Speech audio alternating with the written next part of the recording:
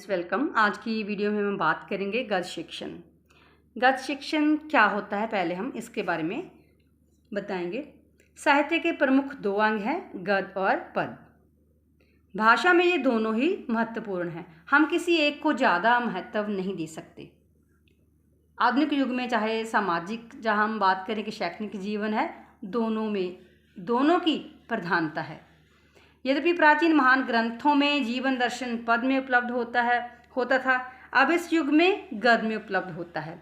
भाषा की शिक्षा के लिए गद्य पढ़ना नितांत आवश्यक हो चुका है।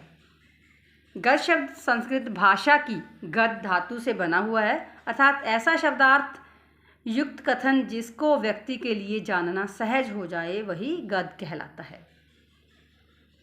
इसकी दो परिभाषाएं की बात करें हम। आचार्य रामचंद्र शुक्ल के अनुसार, यदि गद्य कवियों या लेखकों की कसौटी है, यदि पद कवियों लेखकों की कसौटी है, गद्य क्या है? साहित्य की कसौटी है।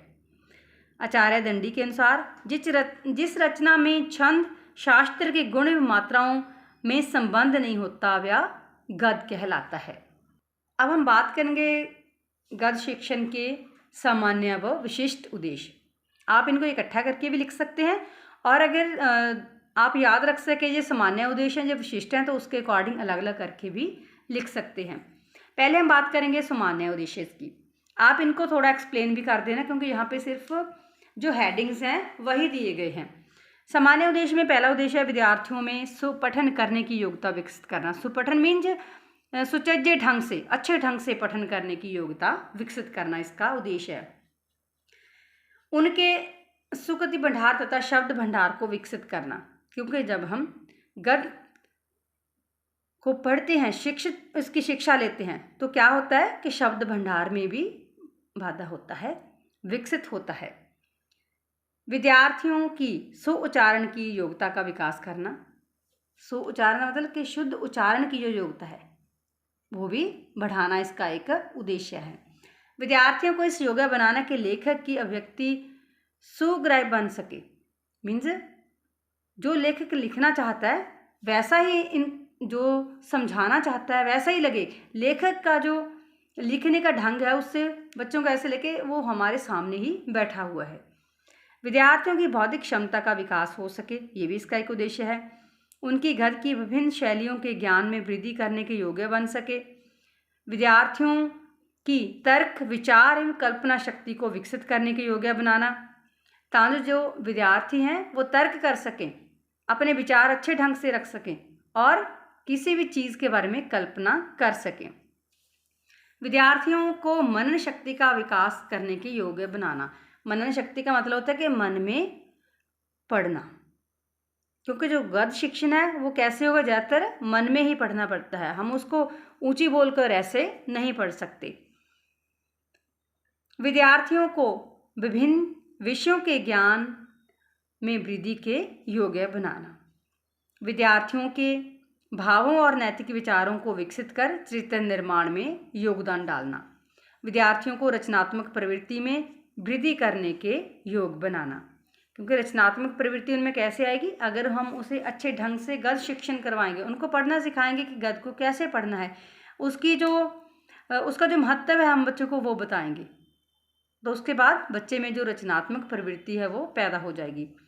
विद्यार्थियों के व्यवहारिक ज्ञान को बढ़ाकर उन्हें सामाजिकता का विकास करने के योग्य बनाना। विद्यार्थियों को प्रथम सस्वर वाचन, मौन वाचन, फिर उत्तरोत्तर अध्ययन की ओर अग्रसर करने के योग्य बनाना। विद्यार्थियों को गद्यात्मक अभिव्यक्ति की सरसता, सशक्तता को समझने के योग्य बनाना। विद्यार्थियों को अनुतान, स्वरघात, उच्च, मंद स्वर, लय, यति, गति, भावव्यक्ति की स्पष्टता के अनुसार पढ़ने के योग्य बनाना। क्योंकि हम जो भी कुछ पढ़ते हैं, अगर कोई हम कहानी पढ़ रहे हैं या कोई एकांकी पढ़ रहे हैं, तो उसमें लय, स्वर, गति अलग अलग होती है। किसी का जो संवाद होता है वो अलग अलग होता है, तो उसी के हिसाब से पढ़ने के हमें योग बनाता है। आगे हम बात करेंगे विशिष्ट उद्देश्य की। एक ही पाठ्य पुस्तक में विविध प्रकार के विषयों को लेकर पाठ निर्धारित किए जाते हैं। जैसे वैज्ञानिक, सामाजिक समस्याओं से संबंधित, ज्ञानात्मक, राजनीतिक, शैक्षणिक आदि। विद्यार्थियों को इन सब विषयों की जीवनी, निबंध, कहानी, नाटक एवं उपन्यास के माध्यम से पढ़ना होता है। जो ये सभी विषय हैं वो गद्य शिक्षण के अधीन ही आते हैं।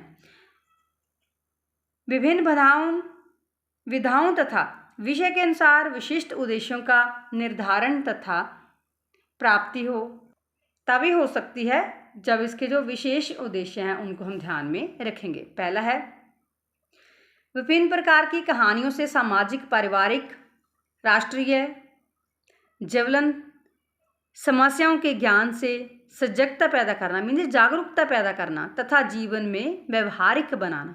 व्यवहारिक का मतलब होता है प्रैक्टिकल बनाना, कि जो काम हम सीख रहे हैं पढ़ के उसको हमने प्रैक्टिकली अप्लाई भी करना है। नैतिक विषयों से जुड़ी साहित्यिक विधाओं से चरित्र निर्माण, आदर्शों, मर्यादाओं का पालन करने योग्य बनाना। किसी महान पुरुष की जीवनी से जीवन के उच्च आदर्शों का ज्ञान कराना। महान पुरुषों के द्वारा किए सुकृत्यों से प्रेरणा लेना। हुण महान जो व्यक्ति हैं, पुरुष हैं, उन्होंने क्या किया है, जो उनकी साहित्य के साथ संबंधित काम है, उनके जो रचनाएं हैं उनसे प्रेरणा लेना। यात्रा वृत्तांत व संस्मरण से भौगोलिक तथा प्राकृतिक चित्रण का आनंद लेकर प्रकृति से प्रेम उत्पन्न करना। यात्रा के विविध अनुभवों से आत्मसात होना। आत्मसात होने का मतलब कि उनके बारे में जानकारी लेकर ऐसे लगना कि हम डायरेक्टली इस चीज़ को अनुभव कर लिया, देख लिया। तथा वर्णन शैली के ज्ञान से परिचित होना। वैज्ञानिक निबंधों, ज्ञान के प्रति रुचि उत्पन्न करना तथा तार्किक विचारधारा व वैज्ञानिक दृष्टिकोण पैदा करने के योग्य बनाना।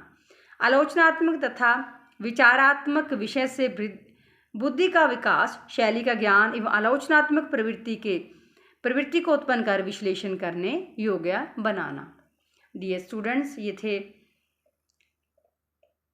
जो गद्य शिक्षण है वो क्या होता है, उसके उद्देश्य। Thanks for watching.